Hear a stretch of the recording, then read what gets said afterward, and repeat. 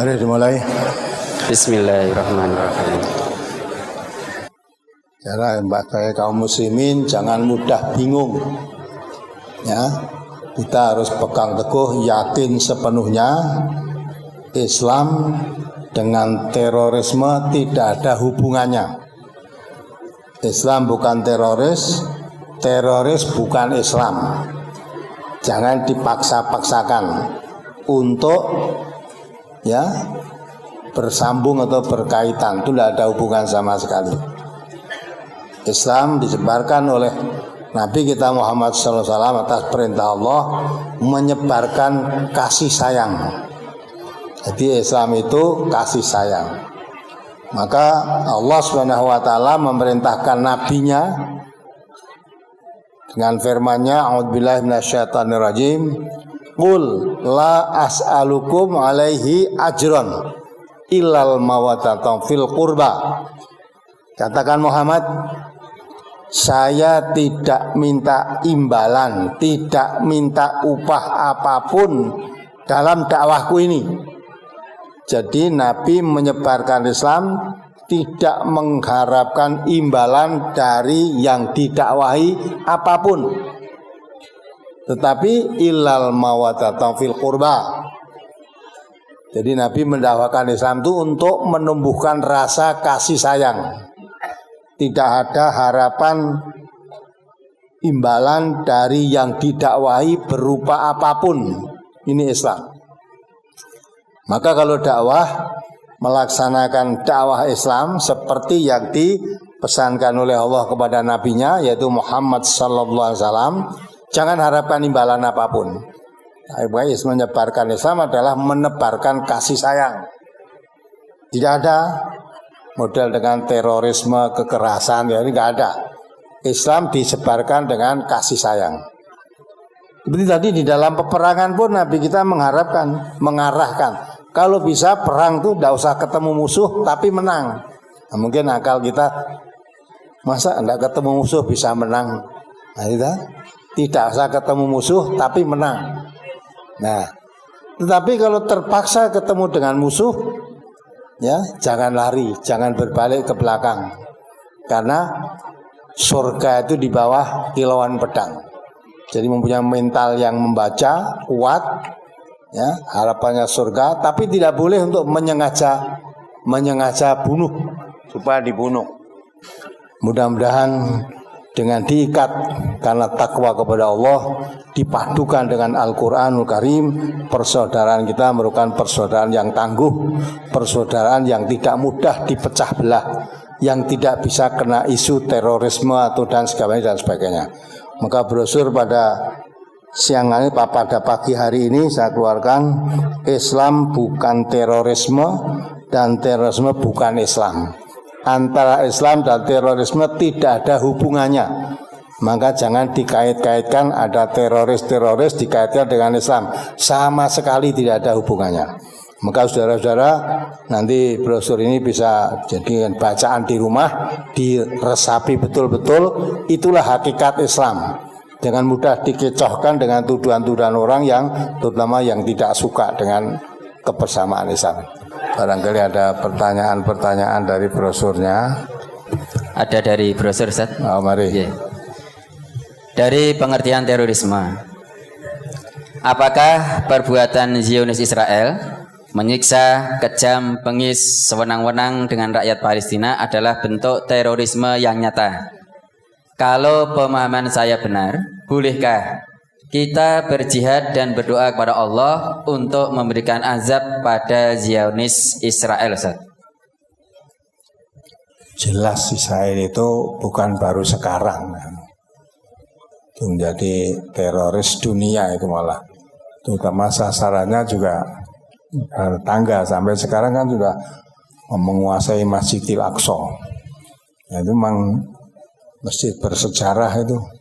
Dengan Nabi Isra Mi'raj, ya, dari Masjidil Haram ke Masjidil Aqsa.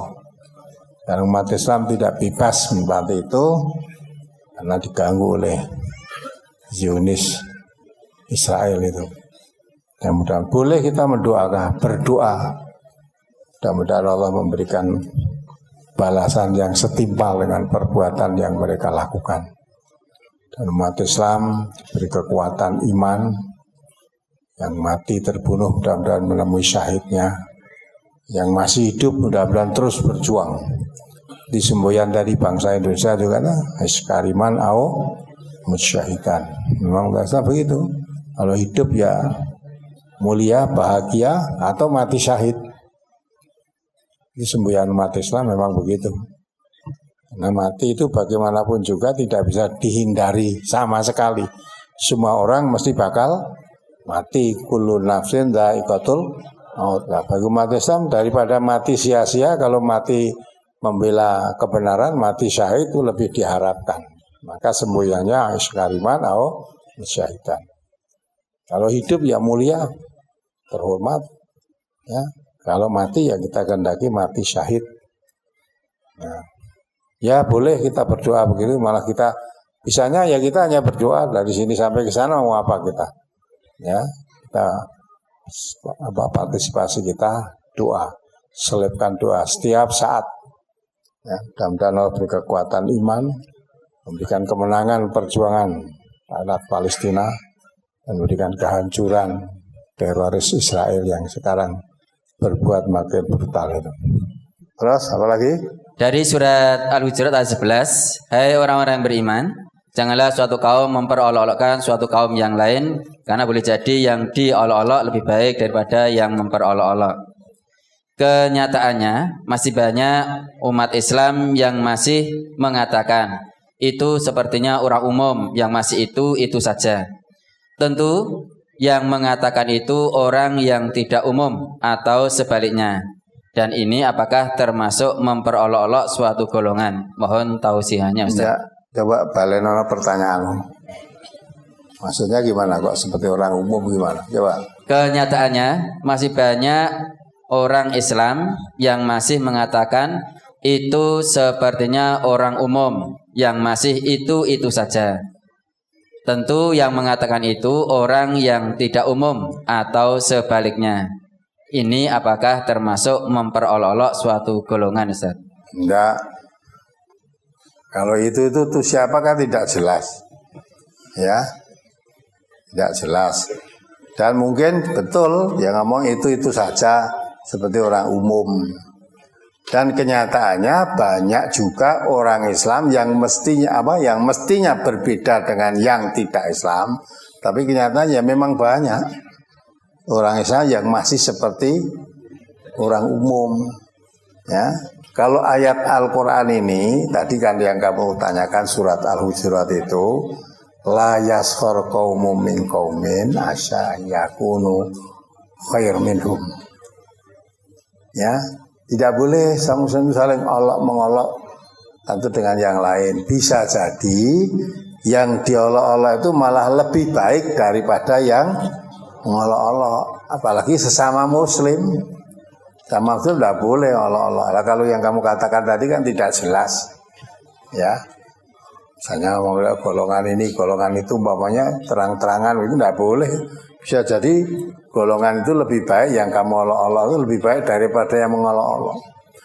Pokoknya ayat ini memberikan sesama muslim jangan suka mencela, apalagi mengolok-olok muslim yang lain. Ya, kelompok muslim jangan memperolok-olok kelompok muslim yang lain. Apalagi hanya masalah beda pendapat, ya, beda paham. Ya, tidak boleh. Belum tentu paham yang dia yakini, atau misalnya kita lah. Ya, jangan merasa paham kita yang paling benar, terus yang lain salah. Yang tidak seperti kita dianggapnya itu salah. Seolah-olah dirinya sendiri yang paling benar, paling bertakwa. Yang Allah mengatakan fala tuzaku anfusakum huwa a'lamu bimanittaqo. Jangan merasa dirimu suci, merasa benar sendiri, merasa bertakwa sendiri. Wa a'lamu bimanittaqo, yang paling mengetahui siapa yang bertakwa itu siapa? Allah saja. Nabi aja nggak ngerti kok. Nabi itu tidak ngerti siapa yang bertakwa, nggak tahu. Sampai Nabi mengisyaratkan at-taqwa huna, menunjuk di dadanya. At-taqwa huna 3 kali. Takwa itu di sini, tidak bisa dibaca. Tidak bisa hanya dilihat pakaiannya, nggak bisa hanya dilihat namanya, nggak bisa. Takwa di sini. Kalau Nabi mengerti orang yang bertakwa, tidak kemasukan. Abdullah bin Ubay bin Salul, siapa itu? Munafik. Abdullah bin Ubay itu siapa? Orang munafik, paling dekat dengan Nabi itu, paling dekat. Ya, justru itu yang menyebarluaskan berita bahwa istrinya Nabi namanya Aisyah berbuat serong dengan sahabat Nabi namanya Sofwan. Itu orang yang paling dekat dengan Nabi. Ya, andai kata Nabi tahu ketakwaan seseorang, Abdullah bin Ubay bin Salul tidak boleh mendekat. Karena Nabi nggak tahu Nabi itu. Nabi aja tidak mengerti ketakwaan seseorang, maka kita jangan suka menilai takwanya seseorang. Ya boleh kita. Nah, apalagi dari brosurnya. Banyak yang berbuat teror atau bom bunuh diri dengan mengatasnamakan Islam dan jihad. Maka bagaimana cara memahamkan ajaran Islam yang benar ini kepada generasi muda kita, Ustaz? Bunuh diri, kalau betul ya, bunuh diri itu dalam keadaan apapun tidak benar. Ya, ada seorang sahabat dalam suatu riwayat karena tertusuk tombak di dadanya, rupanya tidak kuat menahan sakitnya. Akhirnya tombak yang menancap di dadanya itu lebih ditancapkan lagi. Tidak dicabut, tidak ditancapkan lagi biar segera mati. Tidak. Setelah itu para sahabat berkata, ngomong bahwa si fulan mati syahid, si fulan mati syahid. Tapi Nabi mengetahui, beritahu. Dia bukan mati syahid, dia di neraka. Karena apa? Karena dia mati bunuh diri. Gitu. Dalam keadaan peperangan, andai kata dia tahan tadi, tombak yang nancap di dadanya nanti dibiarkan sampai dia mati, mati syahid. Tapi karena dimasukkan sendiri, berarti matinya karena bunuh diri. Maka bunuh diri dalam peperangan menahan sakit kena senjata itu pun tidak dibenarkan. Apalagi dalam keadaan ya, aman. Maka bunuh diri itu dalam situasi dan kondisi bagaimanapun tidak dibenarkan. Ajaran Islam sangat melarang orang bunuh diri. Bahkan dalam hadis diterangkan orang yang mati bunuh diri nanti akan masuk di neraka. Di neraka nanti dia akan menyiksa dirinya dengan alat yang digunakan untuk bunuh diri itu. Kita bunuh diri dengan nusuk peso ya terus nusuk dengan peso pada tubuhnya. Singkatnya bunuh diri itu haram dalam Islam. Apalagi mohon dijelaskan pengertian atau pemahaman yang benar tentang jihad dalam Islam yang disalahgunakan oleh para teroris guna menjaga NKRI. Mohon tafsirnya Ustaz atau jawaban. Guna teroris menjaga NKRI itu gimana? Iya guna. Tadi sudah katakan kalau kamu memahami brosur itu sudah jelas yang tidak ada jihad dengan teroris itu nggak ada. Ya, Islam itu disebarkan dengan penuh apa? Kasih sayang. Tidak ada paksaan masuk Islam, nggak malah kamu masuk Islam boleh, tidak masuk Islam boleh kok. Kenapa harus dengan teroris? Jadi kalau kita memahami teroris itu umumnya digunakan untuk kepentingan apa? Politik. Dengan menghalalkan berbagai macam cara untuk menakut-nakuti, untuk intimidasi dan sebagainya. Nah kalau untuk kepentingan Islam nggak ada, teroris itu nggak ada. Ya. Dalam peperangan itu dalam Rasulullah diterangkan Nabi mengajarkan walaupun dalam peperangan kalau bisa itu kamu jangan sampai berketemu musuh. Piye carane perang menang ning ora ketemu musuh. Ya, tapi kalau terpaksa ketemu musuh, jangan lari. Karena surga itu di bawah kilauan pedang. Nah itu. Jadi nggak boleh kita menyebarkan Islam dengan teror, itu nggak. Islam dengan terorisme tidak ada hubungannya. Buat kamu cari lewat manapun nggak ada hubungannya. Wong Islam itu dengan kasih sayang. Tugas Nabi menyampaikan Islam itu pun tekankan oleh Allah, jangan minta harapan apapun kecuali harapannya kamu dakwahkan Islam itu supaya timbul rasa kasih sayang satu dengan yang lain. Dengan kata lain supaya menjadi orang yang beriman bagi yang mau. Karena kasih sayang itu merupakan cerminan orang yang beriman. Nah, orang yang beriman itulah yang akan menjadi yang mempunyai hak masuk surga. Nabi kita mengatakan kan, la tadkhulul jannata hatta tu'minu. Kamu tidak akan masuk surga sehingga kamu beriman. Wala tu'minu hatta tahabu. Kamu tidak disebut beriman sehingga kamu saling berkasih sayang. Sehingga ciri-cirinya orang yang beriman itu kasih sayang satu dengan yang lain. Nggak ada kekerasan, nggak ada kekejaman, nggak ada teror-teror, nggak ada. Menyebarkan Islam itu dengan kasih sayang. Dan Nabi mengatakan, ala atulukum ala syai'in idza fa'altumuhu tahabbtum.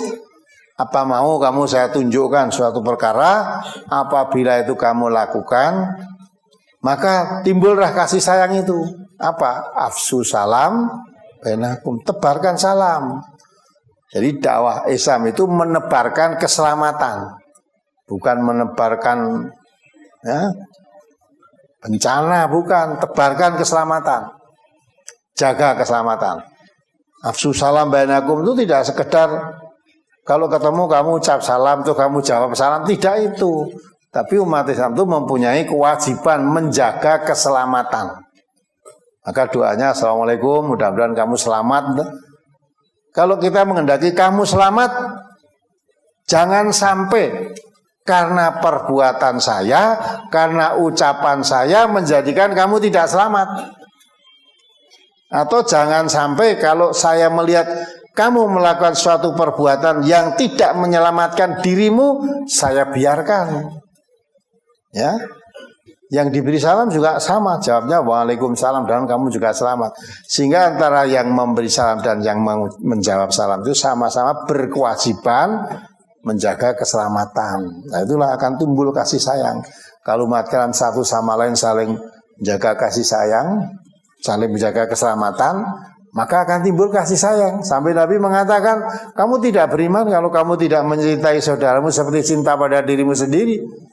La yu'minu ahadukum hatta yuhibba li akhihi ma yuhibbu li nafsihi. Saya tidak suka kalau diri saya tidak selamat. Seperti juga kalau saudara kita yang tidak selamat, saya tidak suka. Maka saya akan berusaha menjaga keselamatan saudara kita. Itu dakwah. Dakwah itu bukan terorisme, dakwah itu menyebarkan keselamatan.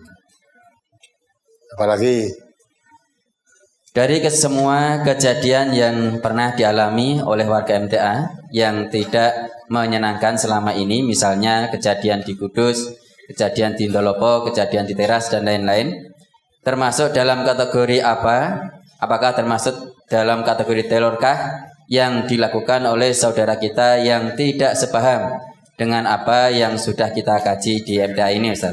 Ya, itulah kita ingat pada zaman Rasulullah. Rasulullah mengatakan bada al-islamu ghoriban wa sayaudu ghoriban kama bada'a. Islam awal-awal disebarkan oleh Nabi di tengah-tengah masyarakat jahiliyah tanpa asing. Islam itu suatu ajaran yang asing karena berbeda dengan kebiasaan yang berlaku pada umumnya di masyarakat jahiliyah saat itu. Justru apa yang menjadi kesenangannya di masyarakat itu oleh Islam dilarang. Zina dilarang, mabuk dilarang, merampok dilarang, Ya, menindas yang kuat, menindas yang lemah dilarang. Adanya supaya saling kasih sayang. Ya, itu Islam. Zaman jahiliyah bertolak belakang. Maka ketika Nabi menyebarkan Islam dalam situasi seperti itu, ya aneh ini. Yang disenangi malah tidak boleh, yang tidak disukai malah suruh melakukan. Aneh kan? Nah, maka asing itu. Tapi Nabi mengatakan akan datang suatu zaman orang mengamalkan Islam itu nanti tampak nyeleneh lagi, tidak umum lagi, akan dimusuhi lagi. Nah, maksudnya kita kalau ingat hadis itu tanda tanya kita, mungkinkah saat ini yang sudah disampaikan oleh Rasulullah 15 abad yang lalu, sudah sampai saatnya ini orang mengamalkan Islam dengan betul itu nyeleneh. Berarti seperti pada zaman jahiliyah dahulu. Kalau dahulu memang tidak mengerti Islam. Sekarang Islam sudah disebarkan 15 abad yang lalu. Apa masih ada orang belum mengerti, tidak mengerti Islam? Ya, ada enggak? Sebelum darah ngaji apa yang mudeng ke Islam? Hah? Sebelum darah ngaji itu saya tanya, sebelum darah ngaji, kalau musim haji bulan Dzulhijjah udah menyembelih korban, saudara-saudara ya ikut beleh korban apa nonton wong beleh korban? Yang punya kambing-kambing, yang pelihara kambing itu kalau bulan Dzulhijjah itu untuk persiapan korban atau kamu jual untuk, nah karena kambing-kambing saat itu harganya, nah gitu. Kok raiman-iman beleh wedhus regane larang mung didum-dumke daginge, ya. Saudara begitu apa enggak dulu? Nah, gambaran semacam itu. Maka kita menghadapi semacam itu, oh berarti kita itu menghadapi orang yang belum mengerti. Maka tugas kita dakwah ini mengertikan, ya, mengajak. Allah mengatakan, "Waman ahsanu qaulan mimman ta'a ilallah." Ya, siapa yang lebih baik? Ta'a yad'u, ya, panggilannya, ajakannya. Siapa yang lebih baik ajakannya dibanding orang yang mengajak ilallah, taat pada Allah. Wa amila solihan, dan mengajak orang beramal soleh. Wa qala innani minal muslimin. Jadi ajakan yang paling baik itu mengajak orang untuk taat pada Allah, mengajak orang untuk beramal soleh, mengajak orang untuk menjadi orang Islam yang baik. Nah, untuk menjadi orang Islam yang baik itu tentu mengerti Islam itu apa. Jangan mengaku saya sebagai orang Islam itu aja. Islami apa toh? Coba kalau tanya kamu orang Islam, ya Islam. Kamu ya Islam itu apa toh? Islami selamat. Menurut toh? Islam malah aneh, saya katakan Islam ini singkatan dari Isya, subuh, luhur, asar, maghrib. Jadi ada yang menerangkan Islami cari kuwi. Tidak betul, kamu tidak ngerti Islam. Ya, nah, kalau kamu ingin menjadi orang Islam yang baik, ya dah, ikuti Quran dan sunnahnya. Karena Islam yang diwariskan oleh Rasulullah itu, yang menjamin kamu akan selamat, itu dua perkara yang diwariskan Rasulullah. Taraktu fikum amroini lan tadillu ma masaktum bihima kitabullah wa sunnatan nabihi. Aku wariskan kepadamu dua perkara. Dan siapa mengikuti dua perkara itu dijamin oleh Rasulullah lan tadillu, tidak akan sesat. Dua perkara itu apa? Kitabullah maksudnya Al-Quran, wa sunnatan nabihi maksudnya sunnah Nabi. Nah, kebanyakan orang Islam tidak mengerti isinya Quran itu apa, sunnah Nabi itu apa. Nah, sehingga perbuatannya jauh dari tuntunan Islam itu sendiri. Maka kalau ajaran Islam dimunculkan, tampak aneh lagi. Kita ingat sabda Rasulullah lagi. Mungkinkah ini sudah sampai saatnya yang dikatakan oleh Nabi, sayati 'alan nas zamanun la islama illa ismuhu walal qur'ana illa rasmuhu. Akan datang suatu zaman Islam itu tinggal namanya, Quran itu tinggal tulisannya saja. Anak kemarin yang akan ini kayaknya nulisi ayat-ayat Quran untuk jimat itu, ini datang enggak nih yang nulisi kemarin? Ya jadi nulisnya, jadi tinggal tulisannya tidak dikaji, tulisannya saja, nanti terus dimasukkan di kain itu, disabuk, dijahit, ya kemana-mana dibawa. Nah itu katanya selamat. Ini ada yang nyerahkan jimatnya ini? Ada enggak yang tulisan-tulisan? Nah, coba diantaranya apa? Coba tuduh itu. Ini loh antara lain. Quran ini tinggal tulisannya, ditulis di mana-mana jadi jimat. Tidak dikaji sudah. Ya saudara, ngaku jadi orang Islam, yakin kitab suci Al-Quran itu kitab suci, tapi nggak mau ngaji, malah ditulisi, dipotoli ayat-ayatnya, tulis kayak ini jadi jimat. Ya tak? Nah sudah penyimpangan tidak merasakan. Nah, isinya apa ini? Nah, ini kan? Ini ada huruf Allah, Muhammad, ada lagi huruf ta, ba, ro, sa, ya, nah, terus di situ, dah, kamu macam-macam ditulis di sini. Itu jimat, katanya untuk apa ini? Nah, untuk keselamatan. Ini jadi huruf-huruf Al-Quran tinggal dipetil di ini, tulis sana sini juga ngantek letek begini kan, nah kemana-mana dikantongi, gawa iki selamat. Nah, dia yang dikatakan Nabi 15 abad yang lalu kan, Quran tinggal tulisannya saja, tidak dikaji sudah.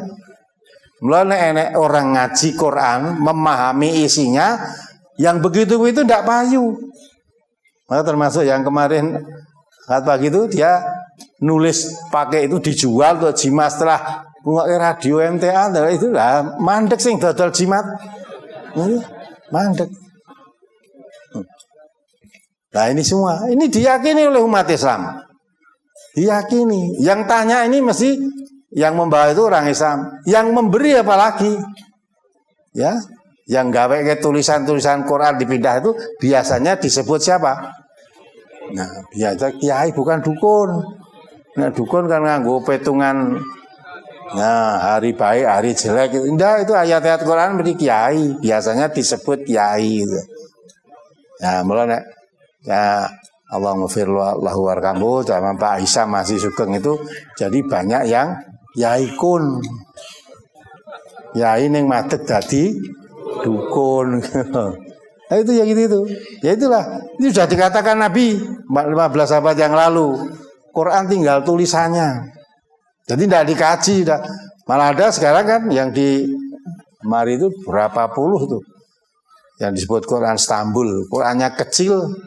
Dengan korek api itu lebih besar lagi korek apinya, nggak bisa dibaca, itu kemana-mana dibawa, selamat kan mbak itu, nah, syirik kan itu, diyakin bahwa Qurannya ini selangar, bahwa Quran gede ini sama ini kan abot, terus diperkecil, nah, itu Quran tinggal tulisannya. Maka kalau orang yang tidak percaya kepada itu aneh, ya, terus yang jual itu akhirnya tidak laku, mulai nesu. Yang biasanya nulis ngono payu kok sekarang ora payu. Barang nang MTA itu loh ora payu tulisannya. Nah, gitu kan. Nah, itu kemudian. Jadi kita kalau di mana-mana diganggu menghadapi orang-orang semacam itu, kita masih berprasangka baik, ya enggak apa-apalah karena kamu orang tidak tahu. Nanti kalau sudah tahu lama-lama kan, ya kenyataannya begitu tuh. Ya belum tahu udah marah dulu. Nah, setelah tahu ternyata apa yang selama ini dilakukan itu suatu kesalahan, harus sadar. Benar tadi yang saya lewat Silaturahim pagi tadi, itu dari mana itu? Sejak umur 10 tahun sudah kenal narkoba tadi. Dari mana tadi? Dari Rio. 10 tahun sudah narkoba. Padahal masih SD itu. Tengah SMP tambah di SMA saya brutal. Ya, agama ini ya Islam itu. Nah, baru ngerti, sadar setelah kenal MTA ini. Nah, ketika masih seperti itu, karo wong ngaji mesti gedeng. Ya kan? Gedeng. Lah narkoba, tidak hanya narkoba. Kalau wong Jawa ngandake mau 5, kuwi mungkin mau 15. Wis dilakoni kabeh. Nah, itulah bisa sadar, tobat begitu. Karena kembali pada fitrahnya. Ya, maka Allah mengatakan kalau orang itu yang beriman, hatinya bersih iman. Idza tuliyat alaihim ayatuhu zadathum imanan. Kalau Quran diterangkan, tambah imannya. Maka si membawa jimat itu sudah berapa tahun jimat itu dibawa. Setelah mau dengarkan siaran radio MTA, lihat TV, sadar dia. Baru diserahkan sampai 3 lemari besar di sini jimat kabeh itu. Harus sadar setelah. Andai kata tidak mau ngaji ya tidak sadar. Sadar itulah. Nah itulah. Maka menghadapi orang-orang itu ya didoakan. Mudah-mudahan mereka dibuka hatinya. Kita tidak marah. Maka di mana-mana diganggu biasanya kalau masjid tafsir Al-Quran atau cabang perwakilan yang masih baru itu mesti ada gangguan. Ada garu. Yang kedua hidupnya di tengah-tengah masyarakat yang masih jahiliyah, ngaku Islam tapi tidak ngerti Islam itu apa, nggak ngerti. Malah wong ngandak anggere wis nek kalau orang laki anggere wis hitan wis Islam. Mene wong Jawa ngandake dihitanke itu katanya di Islamke anggere wis dihitani wis Islam. Nah, jadi tidak tahu tentang Islam itu apa. Nah, tugas kita itu mengajak orang menjadi orang Islam yang baik. Jadi orang Islam yang baik itu memahami Quran, memahami sunnah Nabi, diamalkan dalam kehidupan. Nah kalau mengamalkan itu mesti berbeda dengan umumnya. Mesti berbeda. Karena umumnya tidak mengerti. Ya walau ngaku Islam tapi tidak mengerti. Islam itu sumbernya Quran dan sunnah. Kalau tidak mengerti Quran dan sunnah berarti tidak mengerti Islam. Maka amalannya walaupun ngaku Islam, amal perbuatan hariannya berbeda dengan Islam. Justru yang dilarang oleh Islam dikerjakan. Prasangka jelek sesama orang Muslim, ya, suatu hal yang biasa. Menyebarkan berita bohong sampai kemana-mana kan berita bohong tentang kita kan diberitakan kemana-mana. Mereka menganggap watahsabunahu hayyinan. Menyebarkan berita bohong yang sumbernya hanya dapat dari mulut ke mulut, mulutnya ikut menyebarkan tuh dianggapnya suatu yang ringan. Padahal wahwa indallahi azim. Penyebar berita bohong itu di sisi Allah itu perkara yang besar. Tapi bagi umat Islam itu yang mengaku dirinya Islam tadi seolah-olah itu biasa. Maka seluruh warga MTA tidak boleh. Kalau dulu berita dari mulut ke mulut, kamu beritakan dengan mulutmu. Sekarang memberitakan berita-berita bohong tidak dari mulut ke mulut, tapi dari HP ke HP. Maka sudah menerima berita itu yang tidak usah beritanya, sudah kirimi dari mana, tidak usah disebarluaskan. Kalau itu nanti ternyata isinya berita bohong, Allah mengatakan siapa paling banyak menyebar berita bohong, paling banyak menanggung dosanya. Coba dibaca surat Nur lagi itu. Surat Nur 11 itu. Dan umat Islam itu sekarang paling mudah menerima. Apalagi berita itu kejelekan sesama muslim, kejelekan burung-burung wis disebarluaskan. Termasuk MTA terkenal karena disebarluaskan tadi. Terkenal berita MTA itu ngalalkan asu gitu loh. MTA itu zina lebih baik daripada tahlilan. MTA itu aliran Wahabi, aliran sesat. Ya, itu macam-macam itu. Akhirnya orang yang waras, hatinya bersih, kepengin tahu apa iya toh. Wong masjid tafsir Al-Quran kok malah zina lebih becik timbang tahlilan, ngalalkan anjing dan sebagainya, kepengin tahu. Nah setelah tahu betul, baru tahu ternyata pembawa berita itu orang fasik. Menurut Quran itu orang fasik, ya. Coba dibaca. Surat An-Nur surat ke-24 ayat 11. A'udzu billahi minasyaitonir rajim. Innal ladzina ja'u bil ifki usbatum minkum la tahsabuhu syarran lakum bal huwa khairul lakum. Likulli imri'in minhum maktasaba minal ism walladzi tawalla kibrahu minhum lahu adzabun adzim. Sesungguhnya orang-orang yang membawa berita bohong itu adalah dari golongan kamu juga. Janganlah kamu mengira berita itu buruk bagi kamu, bahkan itu baik bagi kamu. Setiap orang dari mereka akan mendapat balasan dari dosa yang diperbuatnya. Dan barang siapa di antara mereka yang mengambil bagian terbesar dari dosa yang diperbuatnya, dia mendapat azab yang besar pula. Ya, mengambil besar bagian itu maksudnya paling besar penyebaran berita bohong itu. Paling banyak menyebarkan berita bohong itu paling besar dosanya.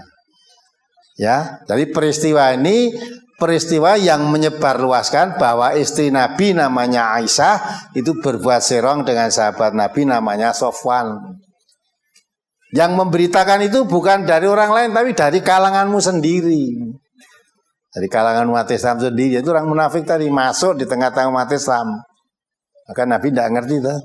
Kalau Nabi ngerti ketakwaan seseorang, tidak kelebihan orang ini. Masuk itu akhirnya bikin kacau. Masa istri Nabi. Nah, ini sebetulnya dari situ Allah sudah mengatakan jangan dikira itu berita bohong itu jelek bagi kamu. Itu baik bagi kamu. Ternyata banyak pelajaran yang kita bisa ambil. Tapi karena kebanyakan orang saja tidak mengerti, walaupun mungkin ayat ini berulang kali dibaca, tidak mengambil pelajaran dari ayat ini. Coba diteruskan, pelajaran apa yang kita ambil? Ayo. Laula id sami'tumuhu dhannal mu'minuna wal mu'minatu bi anfusihim khairan wa qalu hadza ifkum mubin. Mengapa orang-orang mukmin dan mukminat tidak berbaik sangka terhadap diri mereka sendiri ketika kamu mendengar berita bohong itu dan berkata, ini adalah suatu berita bohong yang nyata. Nah, ini cara menanggapi berita. Mestinya kalau kamu orang mukmin mendengar berita kejelekan dari sesama orang mukmin, sesama orang muslim diberitakan kejelekannya, mestinya kamu tidak terus percaya, terus ikut menyebarkan. Yang betul sikapnya bagaimana? Nah, itu sikapnya seperti itu. Mesti ditanggapi, mengapa kamu tidak percaya pada dirimu sendiri? Ya, dirimu sendiri sama muslim, karena sama muslim itu kata Nabi, sesama muslim itu al muslimu lil muslimi kal jasadil wahid, seperti satu tubuh. Lah yang diberitakan jelek itu tubuhmu sendiri, sesama umat Islam maksudnya. Kenapa kamu tidak percaya pada dirimu sendiri? Yang diberitakan jelek tadi itu muslim, itu saudara daging kulitmu sendiri. Mengapa tidak percaya? Malah percaya kepada yang memberitakan. Nah, kalau kamu percaya pada dirimu sendiri, mestinya kamu jawab, oh ini mesti berita bohong ini, mestinya gitu. Ora kok malah, oh tenan toh, oh tiba-tiba ngono toh. Nah, itu padahal Nabi kalau dakwah begitu ternyata bojone dhewe malah serang toh. Nah, itu sudah termakan. Mestinya kamu tidak mungkin ini mesti berita bohong, aja gitu. Pelajaran kan? Jadi kalau ada orang menceritakan eleke wong Islam, jangan terus ditelan. Mesti harusnya dijawab yang betul itu, oh ini tidak mungkin, ini mesti berita bohong. Ya dah. Kalau menurut pelajaran, kalau melihat kejelekan sesama muslim, itu tidak boleh memberitakan kok. Harus ditutup, kepada yang bersangkutan dinasehati. Kenapa kamu kok malah ngabarkan pada saya? Kalau memang yang kamu kabarkan itu betul seperti itu, mengapa tidak kamu tegur? Nah, itu pelajaran ya. Terus ayat berikutnya. Laula ja'u alaihi bi arba'ati syuhada fa idlam ya'tu bi syuhada'i fa ulaika indallahi humul kadhibun. Terus. Walaula fadlullahi alaikum wa rahmatuhu fid dunya wal akhirah lamassakum fima afattum fihi adzabun azim. Ya, hati-hatikan dulu. Mengapa mereka yang menuduh itu tidak datang membawa 4 saksi? Oleh karena itu, mereka tidak membawa saksi-saksi, maka mereka itu dalam pandangan Allah adalah orang-orang yang berdusta. Dan seandainya bukan karena karunia Allah dan rahmatnya kepadamu di dunia dan di akhirat, niscaya kamu ditimpa azab yang besar disebabkan oleh pembicaraan kamu tentang hal itu, yakni berita bohong. Ya kan? Itu mestinya kalau memang kamu menuduh ya istri Nabi itu berbuat zina dengan sahabatnya, itu tuduhan keji. Mestinya kamu datang ke sini itu dengan membawa 4 orang saksi. Kalau tidak ada saksi kamu ngomong begitu aja, oh kamu di sisi Allah kamu termasuk orang berbuat dosa besar. Ya, maka siapa paling banyak penyebaran berita itu paling banyak menanggung dosanya. Terus ayat berikutnya. Ittalaqawnahu bi'alsinatikum wa taquluna biafwahikum ma laysa lakum bihi ilmun wa tahsabunahu hayyina wa huwa indallahi azim. Ingatlah ketika kamu menerima berita bohong itu dari mulut ke mulut, dan kamu katakan dengan mulutmu apa yang tidak kamu ketahui sedikit pun, dan kamu menganggapnya remeh. Padahal dalam pandangan Allah itu soal besar. Ya kan? Mengapa? Kamu menerima berita hanya sumbernya dari mulut seseorang, terus ke mulut orang lain, terus sampai kepada telingamu, kamu bicarakan juga dengan mulutmu juga. Padahal sebetulnya kamu tidak tahu permasalahannya sama sekali. Kamu hanya dengar dari mulut orang lain. Itu kamu sudah menceritakan pada orang lain dengan mulutmu seolah-olah kamu tahu betul. Ya, pokoknya begini mati kalau diuyak tuh, enggak, kok iso cerita ini itu bagaimana? Akhirnya jawabnya yang memberitahu teman saya gitu. Nah, ini teman saya mau siapa? Si Fulan. Fulan nanti ditanya, enggak kamu kok tahu menceritakan begini itu bagaimana, kamu tahunya dari mana? Saya diberitahu juga teman saya. Nah, akhirnya kan dari mulut ke mulut. Dan menurut hadis Nabi, yang paling dibenci oleh Allah itu orang yang berkata dasarnya hanya qila wa wala. Katanya itu paling dibenci oleh Allah. Ya, memang berita tersebar di mana-mana sampai di Kerinci, sampai di sidang di PT UN, ya, dan sebagainya itu hanya dari mulut ke mulut. Yang cerita tadi kalau ditanya, apalagi yang namanya, ya itu yang katanya kiai tadi, ya ceritakan seolah pernah ketemu dengan saya, dialog, ya ngomong saya di Batam, terus saya dikasih buku Sahih Bukhari, Melayu saya. Padahal sampai hari ini manusianya itu belum pernah ketemu saya, wallahi belum pernah ketemu dengan saya, ya. Manusia itu belum pernah, tapi ceritanya pinter. Nah, tidak. Nah, terus kamu mendengar berita itu, hentai bae ngalal anjing, baik zina lebih baik. Lah kamu mulutmu cerita juga ke sana. Padahal kalau ditanya kamu tahu dari mana?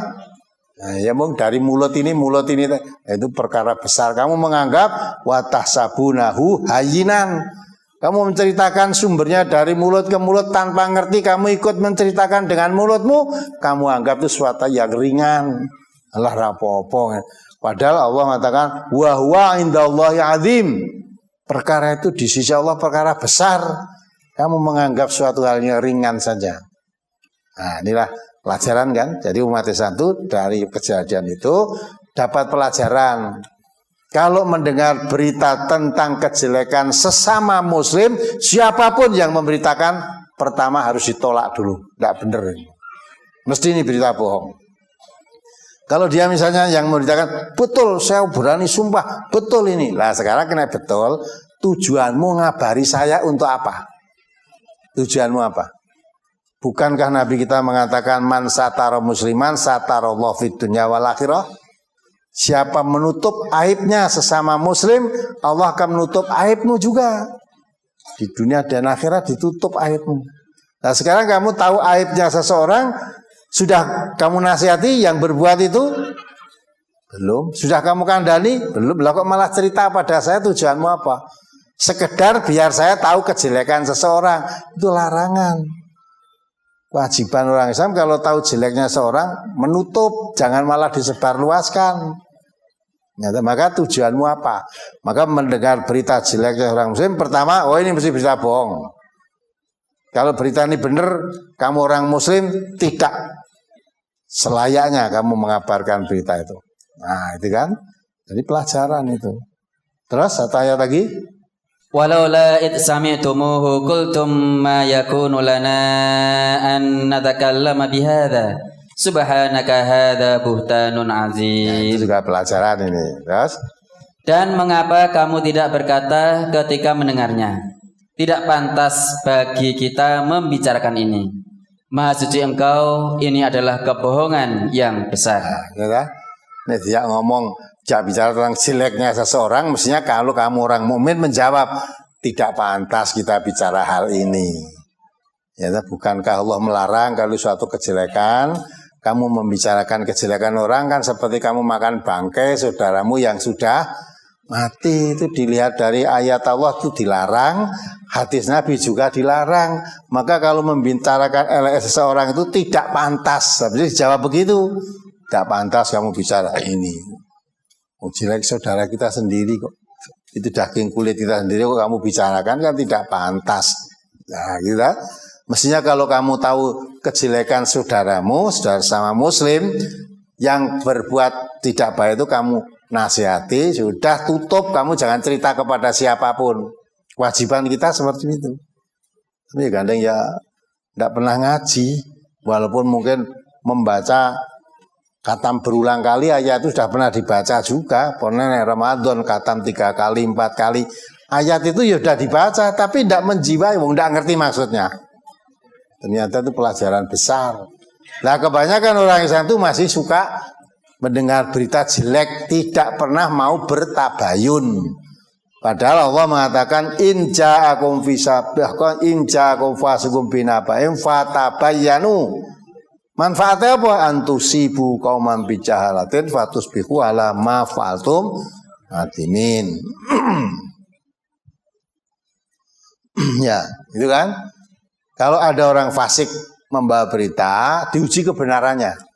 Jangan sampai kamu tidak menguji kebenarannya, akhirnya mendatangkan suatu musibah kepada suatu kaum yang tidak berbuat salah, tapi kamu sudah mengambil suatu keputusan. Dosa kamu, ya, maka diuji kebenarannya. Loh, yang membawa itu bukan orang fasik, itu ustadz kok. Lah ustadz kok tahunya ini fasik tidak, itu lihat beritanya. Kalau berita itu jelek, apa tidak benar, itu yang membawa itu ustadz fasik. Fasik itu bisa ustadz, bisa kiai, bisa. Saya itu kalau beritanya berita bohong, apalagi tujuannya sekedar mengabarkan kejelekan seseorang, itu orang fasik. Allah mengatakan orang fasik itu siapa toh? Alladzina yanquduna ahdallah min ba'di mitsaqih wa yaqta'una ma amarallahu bihi ayyusala wa yufsiduna fil ard. Surat Al-Baqarah ayat 27 ya. Orang fasik itu cirinya orang yang merusak janji, suka merusak janji. Allah setelah janji itu dikuatkannya. Yang kedua, orang yang suka memutus sesuatu yang oleh Allah supaya disambung, termasuk memutus persaudaraan. Kalau orang suka menyebarluaskan berita kejelekan seseorang, tentu putus hubungan nanti dengan yang dikabarkan. Yang ketiga, membuat kerusakan di bumi. Ya, suka mengabarkan tujuannya membuat kerusakan, rusak hubungan persaudaraan, rusak ukhuwah, rusak itu karena orang fasik itu. Nah, maka itulah manfaat yang kita ambil.